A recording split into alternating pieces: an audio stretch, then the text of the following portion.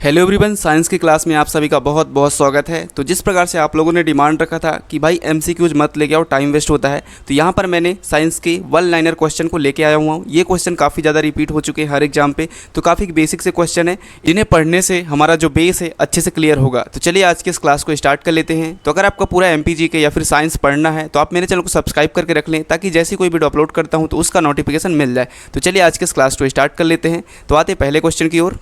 चलिए आज का हमारा जो पहला क्वेश्चन है, क्वेश्चन कह रहा है वयस्क व्यक्तियों में अस्थियों की संख्या कितनी होती है। इसका राइट आंसर आप लोग बताएंगे, वयस्क व्यक्तियों में अस्थियों की संख्या कितनी होती है। तो यहाँ पे आप लोग नोट करते चलेंगे, आप पेन और कॉपी उठा लें, जो चीज़ें आपको याद है उन्हें छोड़ करके जो चीज़ आपको याद नहीं है उन्हें आप नोट करते चलेंगे। तो यहाँ पे आपको बता दूँ कि एक वयस्क व्यक्तियों में अस्थियों की संख्या जो होती है ये होती है 206, ठीक। और वहीं पर शिशु में कितनी होती है, शिशु में बात कर लेते हैं, तो शिशु में होती है आपकी 300 होती है। तो आप लोग इसे नोट कर लेंगे, ठीक। आते हैं अगले क्वेश्चन की ओर। अगला क्वेश्चन कह रहा है खोपड़ी में अस्थियों की संख्या कितनी होती है। तो यहाँ पे आप लोग नोट करेंगे, खोपड़ी में एक्चुअल में अस्थियों की जो संख्या होती है 28 होती है। तो आपको बता दूं कि एक और अस्थियाँ होती है जो कि हमारे जीभ पर पाई जाती है, जीभ पर पाई जाती है, एक अस्थि जीभ पर पाई जाती है जिसका नाम है, आप लोग नोट कर लेंगे, ह्यूड बोन। क्या नाम है, ह्यूड बोन। इसे आप लोग नोट कर लेंगे, ठीक। बाकी हो जाती हैं 28, टोटल हो जाती हैं 28, तो आप लोग नोट कर लेंगे 29 हो जाती है, ठीक।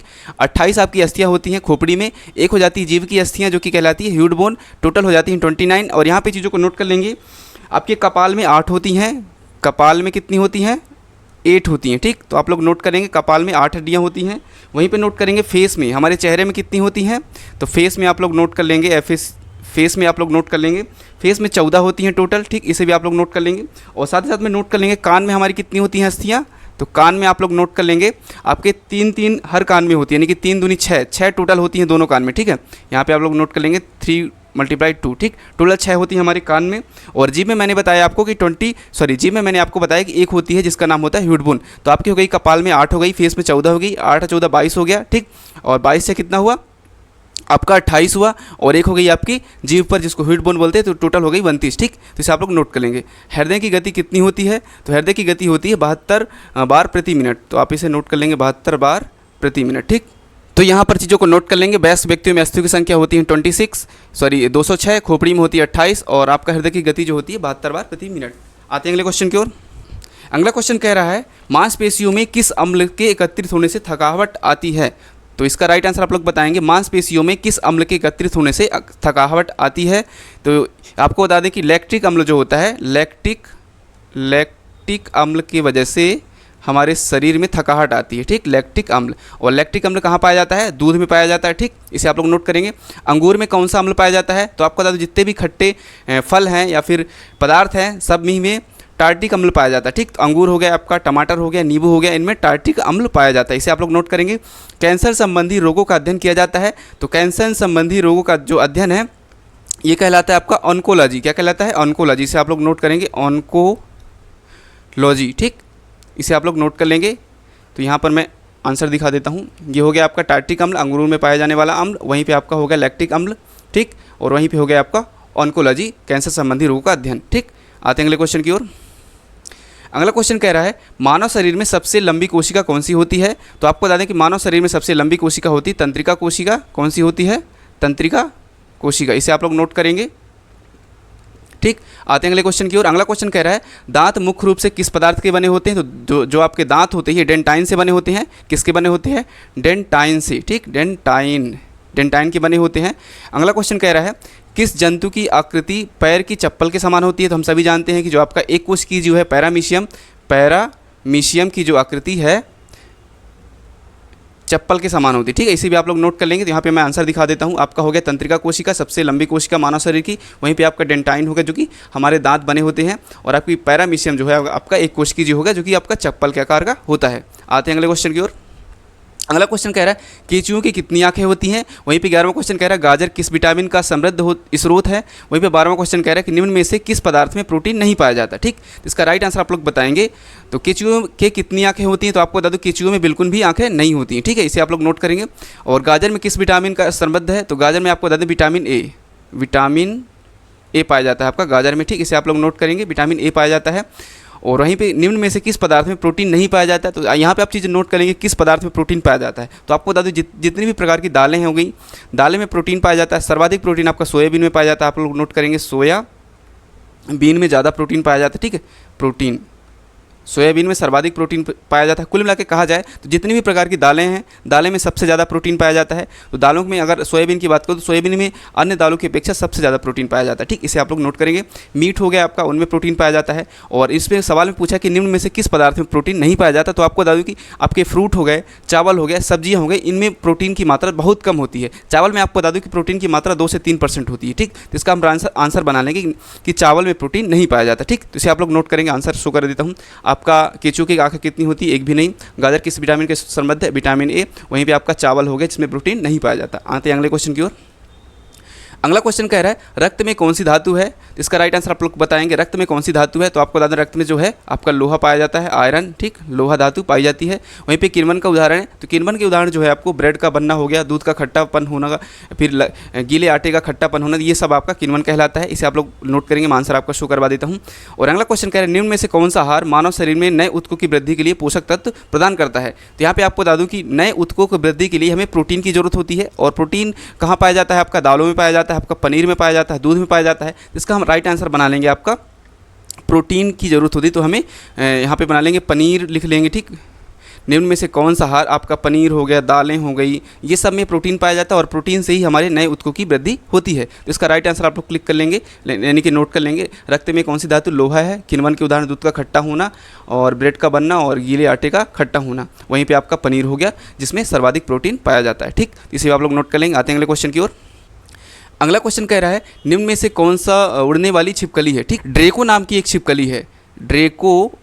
ड्रेको नाम की एक छिपकली है जो कि उड़ती है। इसे आप लोग नोट करेंगे। घोंसला बनाने वाले एकमात्र सांप का जो नाम है ये आपका किंग कोबरा जो है, किंग कोबरा, ठीक। किंग कोबरा नोट कर लेंगे। ये सांप जो है एकमात्र ऐसा सांप है जो कि घोंसला बनाता है।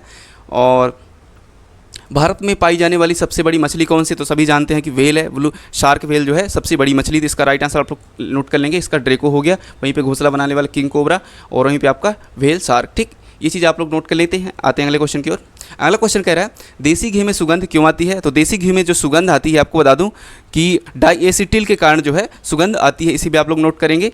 और अगला क्वेश्चन कह रहा है इंद्रधनुष में किस रंग का विक्षेपण अधिक होता है। तो आपको बता दूं कि इंद्रधनुष में लाल रंग का विक्षेपण जो है अधिक होता है। वहीं पर टेलीविजन का आविष्कार किसने किया? तो JL बेयर्ड ने टेलीविजन का आविष्कार किया। 3 चीज़ों को आप लोग नोट कर लेंगे। आते हैं अगले क्वेश्चन की ओर। अगला क्वेश्चन कह रहा है हीरा चमकदार क्यों दिखाई देता है। तो आपको बता दूं हीरा चमकदार जो दिखाई देता है पूर्ण आंतरिक परावर्तन की वजह से, ठीक है। इसे आप लोग नोट कर लेंगे। और भी एग्जाम्पल जैसे पूर्णांतिक परावर्तन के आपका हो गया मरीचिका का बनना, ठीक है। तो ये भी आपका पूर्णांतिक परावर्तन की वजह से, ठीक है। अगला क्वेश्चन कह रहा है गोबर गैस में मुख्य रूप से क्या पाया जाता है। तो आपको बता दूं गोबर गैस में मीथेन पाई जाती है, ठीक। इसे आप लोग नोट करेंगे। वहीं पे अगला क्वेश्चन कह रहा है दूध की शुद्धता मापन किस यंत्र से किया जाता है। तो दूध की जो शुद्धता मापन है ये आपका लैक्टोमीटर से किया जाता है। इसे भी आप लोग नोट कर लेंगे। आते हैं अगले क्वेश्चन की ओर। अगला क्वेश्चन कह रहा है पृथ्वी पर सबसे अधिक मात्रा में पाया जाने वाला धातु तत्व कौन सा है। तो इसे भी आप लोग नोट करेंगे। पृथ्वी में सबसे सर्वाधिक जो धातु तत्व पाई जाती है वो आपका एल्यूमिनियम हो गया। वहीं पे मोती मुख्य रूप से किस पदार्थ का बना होता है। तो मोती आपका कैल्शियम कार्बोनेट से बना होता है। इसे भी आप लोग नोट करेंगे। अगला क्वेश्चन कह रहा है मानव शरीर में सबसे अधिक मात्रा में कौन सा तत्व पाया जाता है। तो आप यहाँ पे नोट करेंगे मानव शरीर में सर्वाधिक जो तत्व है वो ऑक्सीजन पाया जाता है, O2 पाया जाता है, ठीक। इसे भी आप लोग नोट कर लेंगे। चूँकि कैल्शियम कार्बोनेट गलत टाइप हो गया, ये कैल्शियम कार्बोनेट रॉन्ग है, ठीक। इसे आप लोग O2 नोट करेंगे, ठीक। आते हैं अगले क्वेश्चन की ओर। अगला क्वेश्चन कह रहा है किस प्रकार के ऊतक शरीर के सुरक्षा कवच का कार्य करते हैं। तो यहाँ पे आप नोट करेंगे उपकला टाइप के जो ऊतक होते हैं ये शरीर का सुरक्षा कवच का कार्य करते हैं। इसे आप लोग नोट करेंगे। इन्हें यहाँ पे कैल्शियम कार्बोनेट लिख गया है। उपकला एपिथीलियम ऊतक, ठीक। यहाँ पे लिख लेंगे उपकला या फिर एपिथीलियम ऊतक, ठीक। यहाँ पे नोट कर लेंगे एपिथीलियम ऊतक, ठीक। ये ऊतक जो है हमारे शरीर की सुरक्षा कवच का कार्य करते हैं। तो आप कैल्शियम कार्बोनेट चूँकि गलत टाइप होगी इसे आप काट लेंगे, ठीक है। अगला क्वेश्चन कह रहा है मनुष्य ने सर्वप्रथम किस जंतु को अपना पालतू बनाया। तो यहाँ पे कुत्ते को मनुष्य ने सर्वप्रथम अपना पालतू जो है जानवर बनाया। तो इसे आप लोग नोट कर लेंगे, कुत्ता। अगला क्वेश्चन कह रहा है किस वैज्ञानिक ने सर्वप्रथम बर्फ के 2 टुकड़ों को आपस में घिसकर पिघला दिया था। तो इसका भी राइट आंसर आप लोग क्लिक करेंगे। डेवी नाम के एक वैज्ञानिक हैं जिन्होंने बर्फ को आपस में रगड़ करके उसे पिघला दिया था। तो इसी भी आप लोग नोट कर लेंगे, डेवी, ठीक। आते हैं अगले क्वेश्चन की ओर। अगला क्वेश्चन कह रहा है सबसे अधिक तीव्रता की ध्वनि कौन उत्पन्न करता है। तो यहाँ पे आप लोग नोट करेंगे जो बाघ होता है वो सबसे अधिक तीव्रता की ध्वनि को उत्पन्न करता है, तो इसी पे आप लोग नोट कर लेंगे। ठीक, यहाँ पे आप लोग नोट कर लेंगे बाघ। ठीक, अगला क्वेश्चन कह रहा है जब ध्वनि तरंग चलती है तो वो अपने साथ क्या लेके आती है, तो ऊर्जा लेके आती है। ठीक, अगला क्वेश्चन कह रहा है सूर्य ग्रहण के समय सूर्य का कौन सा भाग दिखाई देता है, तो ये पहले से आंसर शो करता है किरीट। किरीट जो है आपका जब सूर्य ग्रहण होता है तब किरीट, सूर्य का जो भाग दिखाई देता है उसे किरीट बोला जाता है। ठीक, तो इसे भी आप लोग नोट कर लेंगे। इसका हो गया ऊर्जा और इसका हो गया बाघ। ठीक, आते हैं अगले क्वेश्चन की ओर। अगला क्वेश्चन कह रहा है सूर्य की किरणें में कितने रंग होते हैं, तो सभी जानते हैं सूर्य की किरणों में 7 रंग होते हैं। ठीक, अगला क्वेश्चन कह रहा है टाइपराइटर यानी कि टंकड़ मशीन के आविष्कारक कौन है, तो शोल्स। हम सभी जानते हैं कि टाइपराइटर जो हैं ये शोल्स कहे जाते हैं। ठीक है, शोल्स। और इन्होंने कब आविष्कार किया, तो यहाँ पे नोट कर लेंगे इन्होंने 23 जून 1868 को इस मशीन का आविष्कार किया। 23 जून 1868। ठीक, इसे आप लोग नोट कर लेंगे। ठीक, यहाँ पे आपका 7 हो गया, यहाँ पे शोल्स हो गया। हृदय, अगला क्वेश्चन कह रहा है हृदय की 2 धड़कनों के बीच का समय कितना होता है, तो यहाँ पे आप लोग नोट करेंगे 0.08 सेकेंड। ठीक, तो इसे भी आप लोग नोट कर लेंगे। आते हैं अगले क्वेश्चन की ओर। अगला क्वेश्चन कह रहा है सिरका को लैटिन भाषा में क्या कहा जाता है, तो सिरका को लैटिन भाषा में एसीटम कहा जाता है, इसे आप लोग नोट करेंगे। वहीं पे क्वेश्चन कह रहा है कपड़ों से जंग के धब्बे हटाने के लिए किसका प्रयोग किया जाता है, तो वहीं पे आपको बता दूं कि ऑक्जेलिक अम्ल का उपयोग किया जाता है। ठीक, इसे आप लोग नोट कर लेंगे। अगला क्वेश्चन कह रहा है गन्ने में लाल सड़न रोग किसके कारण उत्पन्न होता है, तो इसे आप लोग नोट करेंगे कवकों द्वारा उत्पन्न होता है। आम का जो वनस्पतिक नेम है ये होता है आपका मैगीफेरा इंडिका। ठीक है, इन चीज़ों को आप लोग नोट कर लेंगे। आते हैं अगले क्वेश्चन की ओर। अगला क्वेश्चन कह रहा है कॉफ़ी पाउडर के साथ मिलाया जाने वाला चिकोरी चूर्ण किससे प्राप्त होता है, तो ये प्राप्त होता है आपको जड़ों से, इसे आप लोग नोट कर लेंगे। ठीक, वहीं पर अगला क्वेश्चन कह रहा है विटामिन सी का सबसे अच्छा स्रोत क्या है, तो विटामिन सी का सबसे अच्छा जो स्रोत है आंवला है, इसे आप लोग नोट करेंगे।